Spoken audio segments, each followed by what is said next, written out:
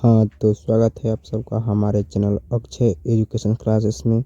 तो हम class 12th के आज चैप्टर 2 का ऑब्जेक्टिव करने वाले हैं। पहला चैप्टर है उसने कहा था। आगे देखते हैं प्रश्न। तेरी कुरमाई हो गई का किस कहानी से संबंध है? उसने कहा था। हिंदी कहानी के विकास में मील का पत्थर कौन सी कहानी मानी जाती है? सही आंसर होगा ए। उसने कहा था। क्या? तो उसने कहा था। सही आंसर होगा ए। अगला प्रश्न है चंद्रधर शर्मा गुलेरी की कहानी है। सही आंसर होगा डी। उसने कहा था। अगला प्रश्न है उसने कहा था कहानी है कैसी है? तो इसमें युद्ध की भी कहानी है, युद्ध की कहानी है, दिव्य प्रेम की कहानी है और प्रेम पर बलिदान होने की कहानी है। तो सही आंसर होगा डी, इनमें से सभी। अगला प्रश्न है निम्न में से कौन सी रचना गुलेरी जी की नहीं है? तो सुखमय जीवन है, उसने खाता है, बुद्ध का कांटा भी है और हारे को हरिनाम ये नहीं है। ठीक। अगला होगा 6 नंबर। उसने कहा था किस प्रकार की कहानी है? सही आंसर होगा कर्म प्रधान। अगला प्रश्न है उसने कहा था कहानी के नायक कौन है? सही आंसर होगा ए, लहाना सिंह। अगला प्रश्न है उसने कहा था कहानी किस वर्ष की रचना है? सही आंसर होगा ए, 1915 की। अगला प्रश्न है उसने कहा था कहानी के कहानीकार कौन है?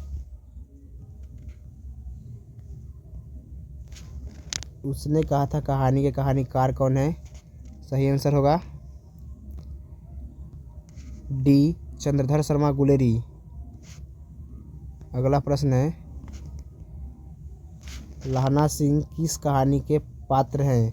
सही आंसर होगा ए। उसने कहा था चंद्रधर शर्मा गुलेरी किसके अभिभावक बनकर मेयो कॉलेज अजमेर आए? सही आंसर होगा खेतरी के नाबालिग राजा जयसिंह के। अगला प्रश्न है उसने कहा था शीर्षक कहानी में यह किसने कहा कि उदामी उठ सिगरी में कोयला डाल सूबेदार। अगला प्रश्न है सूबेदारनी किस कहानी की पात्र है? सही आंसर होगा उसने कहा था। अगला प्रश्न है 14 नंबर। वजीरा सिंह किस कहानी का पात्र है? सही आंसर होगा ए, उसने कहा था। अगला प्रश्न है निमोनिया से मरने वाले को मुरब्बे नहीं मिलते, यह युक्ति किस पाठ से है? सही आंसर होगा उसने कहा था। किसने कहा था? तो वजीरा सिंह ने कहा था। ठीक। कि निमोनिया से मरने वाले को मुरब्बे नहीं मिलते हैं। देखते नहीं यह रेशम की कढ़ा हुआ सालू, यह पंक्ति किस शीर्षक कहानी की है? सही आंसर होगा सी, उसने कहा था। तो हमारा चैप्टर दूसरा भी समाप्त हुआ।